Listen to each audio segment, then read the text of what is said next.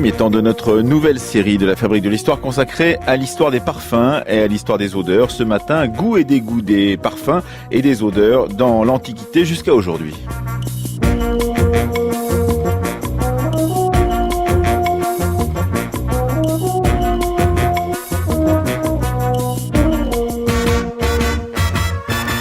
Demain, dans la Fabrique de l'Histoire, nous visiterons une exposition tout juste ouverte à Paris sur les parfums de Chine. Mercredi, notre émission portera sur le métier de parfumeur et jeudi, sur le lien entre religion et odeur. Quant à aujourd'hui, dans cette émission du lundi, en 2 parties, nous mettrons en avant 2 ouvrages tout juste parus ou même apparaître pour l'un d'entre eux. Et c'est ce premier, et donc collectif, c'est la revue pluridisciplinaire publiée par les presses universitaires du Midi. Cette revue s'appelle Palace et on viendra nous en parler Jean-Christophe Courtil, qui l'a entre autres coordonné. Elle est le fruit d'un travail collectif sur les goûts et sur les odeurs de l'Antiquité.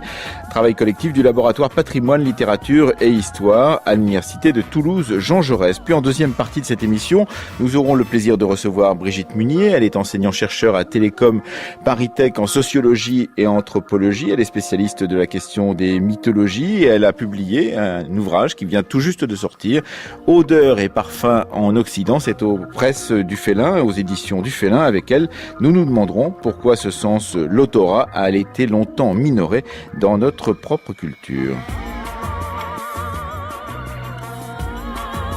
Le parfum préféré de Cléopâtre était ce qu'on appelle le kifi. On a 5 grands textes qui nous parlent de ce parfum, à la fois en égyptien, en grec et en latin. Et par conséquent, il y avait 16 ingrédients différents qui entraient dans la composition. C'était essentiellement un parfum fruité épicé, qui avait une base de gomme et d'huile. Les fleurs qui intervenaient, en l'occurrence, étaient essentiellement les fleurs de l'iris et du genêt, semble-t-il. Il n'est point mentionné le rose, mais ce qui nous frappe surtout, c'est la présence de gomme des térébinthes. Il y avait un parfum essentiellement, comme vous le voyez, qu'on qualifierait de nos jours essentiellement de boisé épicé.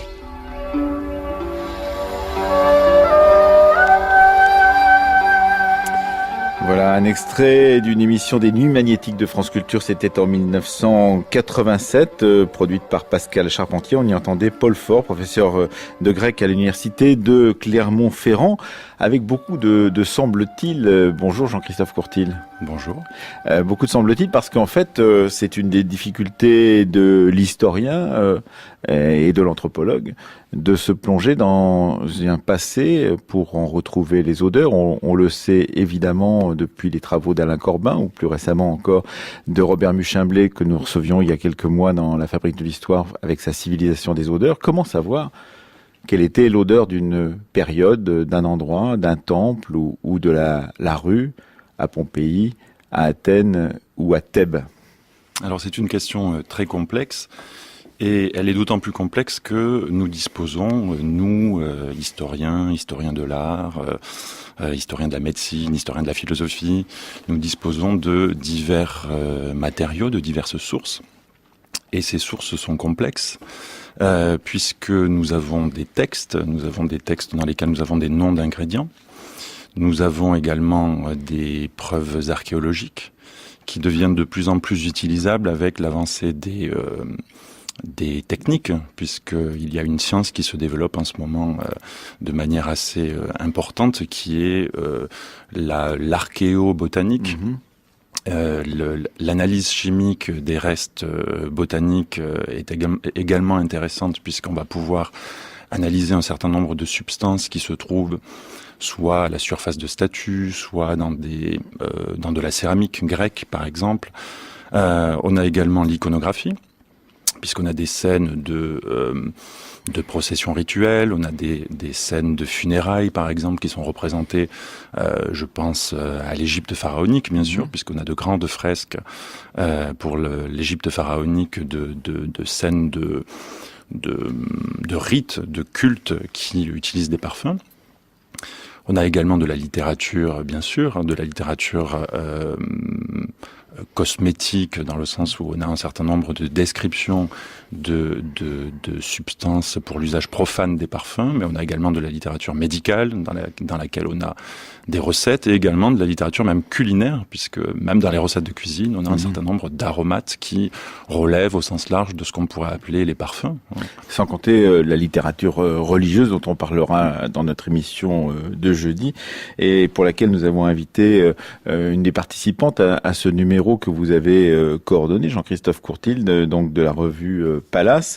Elle s'appelle Véronique Mel, elle viendra nous parler justement de cette question des usages médicaux, pourrait-on dire, des usages religieux, des parfums et des odeurs, en particulier dans la Grèce antique. Mais si on remonte, grâce à ce numéro que vous avez consacré au goût et aux odeurs dans l'Antiquité, donc dans cette revue Palace, par exemple, à cette Égypte dont vous parliez à l'instant même, Jean-Christophe Courtil, c'est vrai qu'une des questions passionnantes, c'est d'essayer de savoir comment arrivent des goûts et des odeurs, en particulier dans une Égypte qui, évidemment, dont la civilisation a duré plusieurs millénaires, au moins 3, sinon 4 millénaires, et donc avec des évolutions au fur et à mesure de ce temps, puisque, entre-temps, on a acclimaté de nouvelles plantes, on a acclimaté de nouvelles odeurs, et on s'est, d'une certaine façon, convaincu que ces odeurs étaient des odeurs particulièrement intéressantes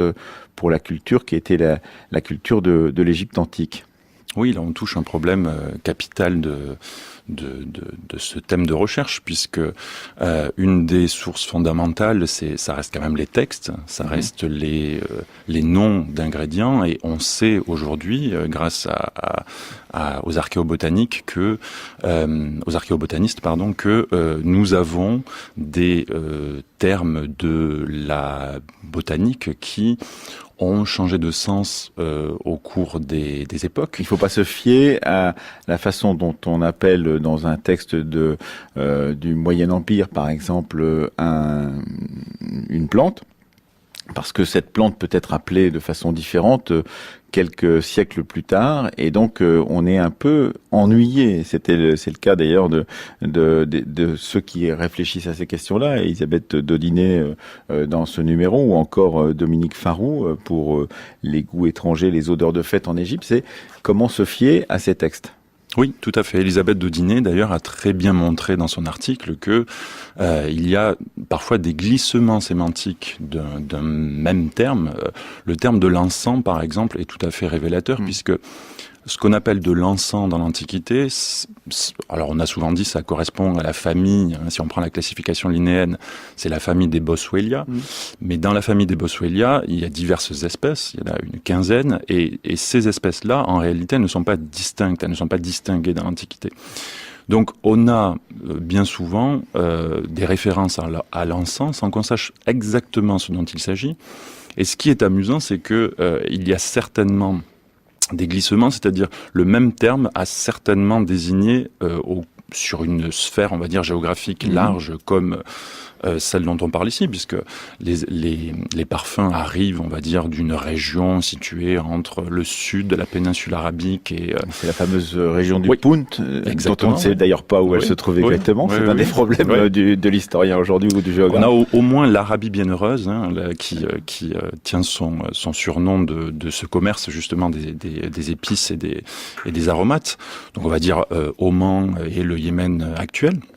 Dans le sud de la péninsule arabique, qui est on va dire le point de départ de ce commerce méditerranéen des aromates et des épices et des substances, on va dire au sens large, des substances odorantes. Donc les produits partent de là généralement, puis arrivent, là on est au 4e millénaire avant notre ère, arrivent en Égypte et Elisabeth Daudinet. Alors Elisabeth Daudinet, elle s'est particulièrement intéressée à l'étymologie en sumérien, dans toutes les langues qui correspondent grosso modo à ce qu'on appellerait les babyloniens. Bon. Ce qui est intéressant de noter, c'est que elle